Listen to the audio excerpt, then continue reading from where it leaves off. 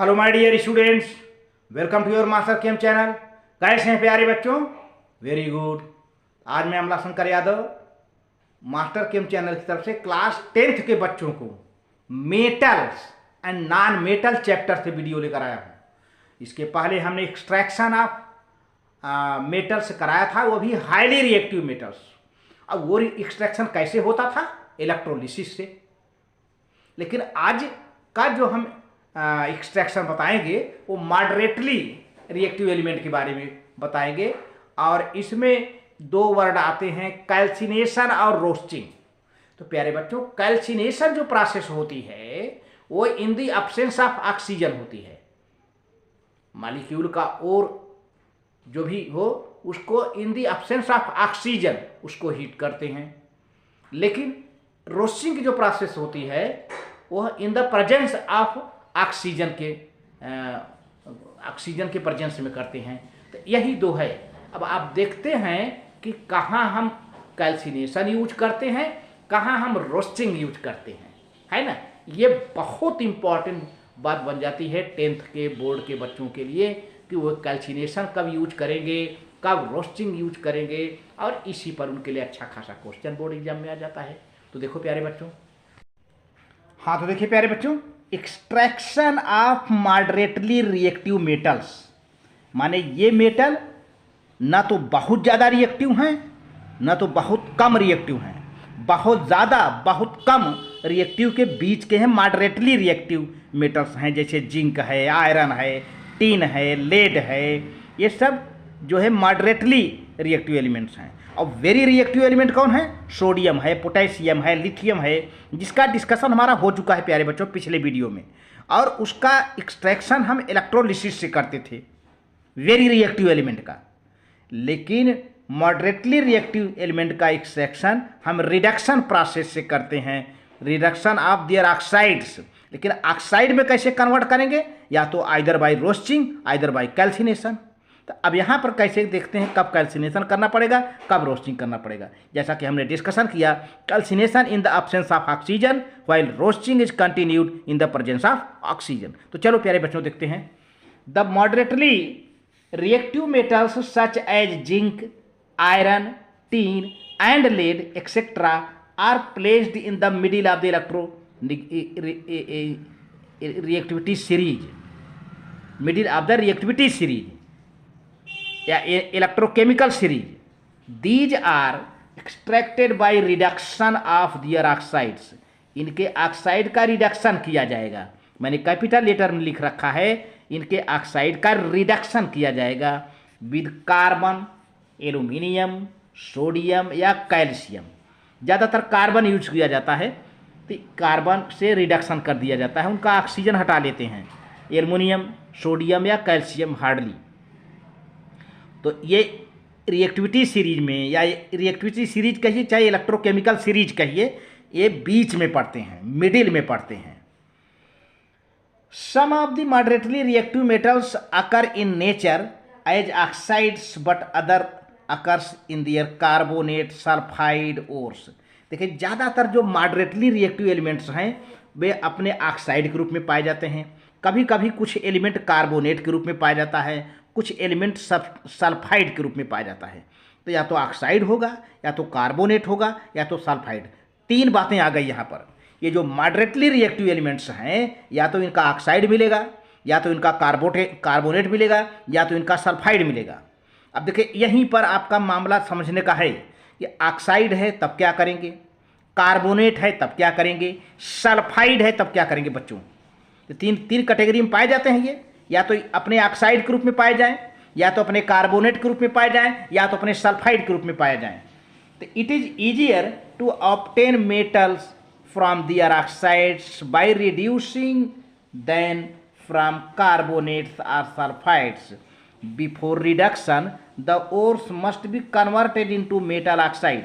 तो प्यारे बच्चों, इन मेटल को पाने के लिए सबसे पहले मेटल का ऑक्साइड बनाते हैं, और फिर मेटल ऑक्साइड का हम रिडक्शन करते हैं। हम किसी तरह मेटल के कार्बोनेट को, मेटल के सल्फाइड को मेटल ऑक्साइड में कन्वर्ट कर देते हैं। अब मेटल ऑक्साइड में जब कन्वर्ट हो गया तब उसका क्या करेंगे, रिडक्शन। फिर से समझ लीजिए, सबसे पहले हम अगर मेटल ऑक्साइड है तो कोई बात नहीं, अगर मेटल ऑक्साइड नहीं है तो उसको हम मेटल ऑक्साइड में कन्वर्ट करेंगे, ठीक है। जब मेटल ऑक्साइड बन जाता है प्यारे बच्चों तब उसका रिडक्शन करते हैं, क्योंकि मेटल है और ऑक्साइड है। तो अब मेटल के साथ जो लगा हुआ ऑक्सीजन है उसको हम निकाल लेंगे, हटा देंगे वहाँ से, वही रिडक्शन हो गया। तो मेटल ऑक्साइड का रिडक्शन करते हैं। The concentrated ore can be converted into metal oxides by the process of calcination और रोस्टिंग। अब जो कंसनट्रेटेड ओर होता है प्यारे बच्चों, जो कंसनट्रेटेड ओर होता है उसको हम सबसे पहले मेटल ऑक्साइड में कन्वर्ट करेंगे।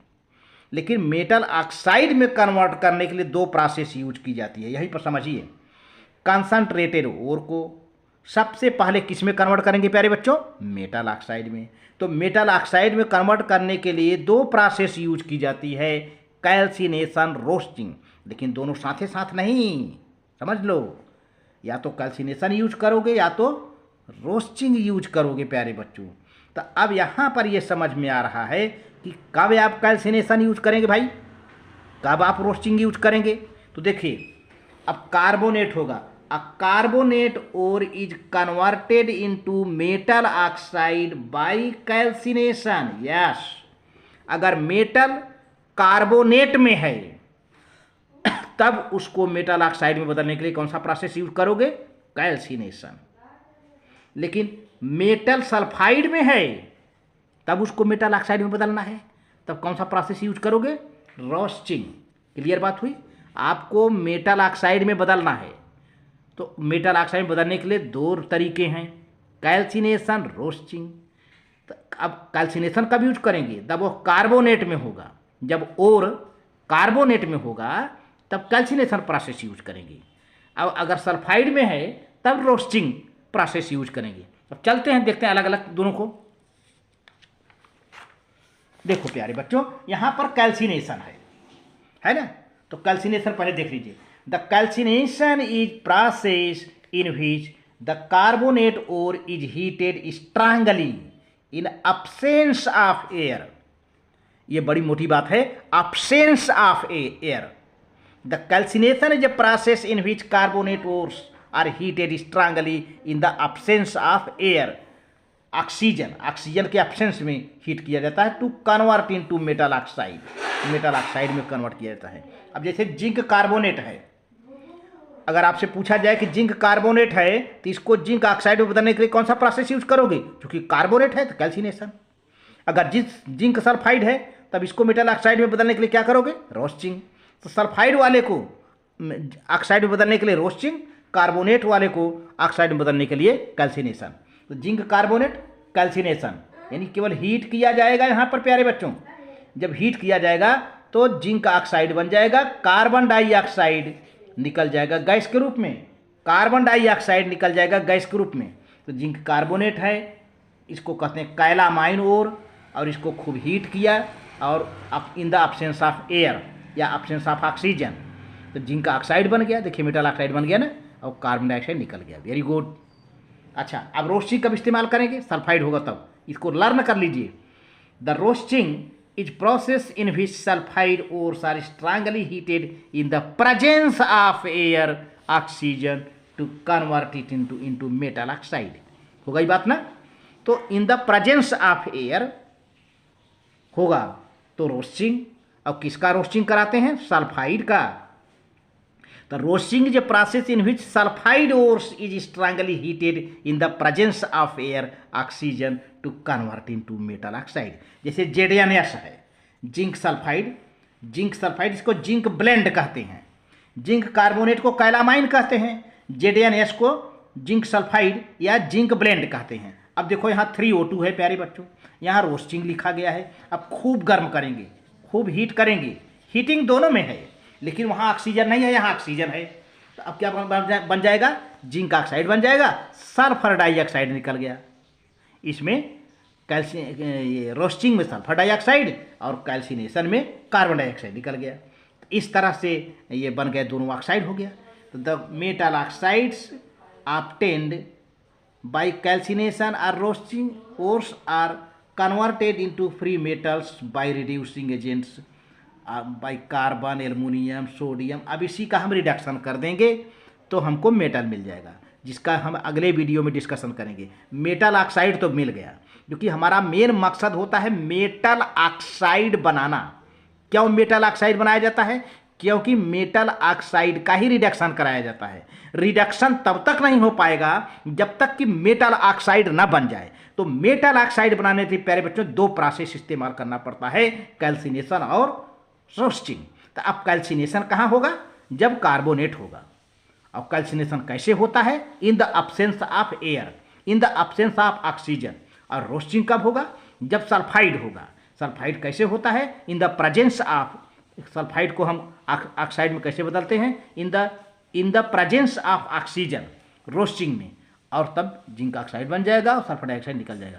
तो इस तरह से प्यारे बच्चों दोनों केस में मेटल ऑक्साइड बन गया। यहाँ जिंक ऑक्साइड, यहाँ भी जिंक ऑक्साइड बना, वही चीज़।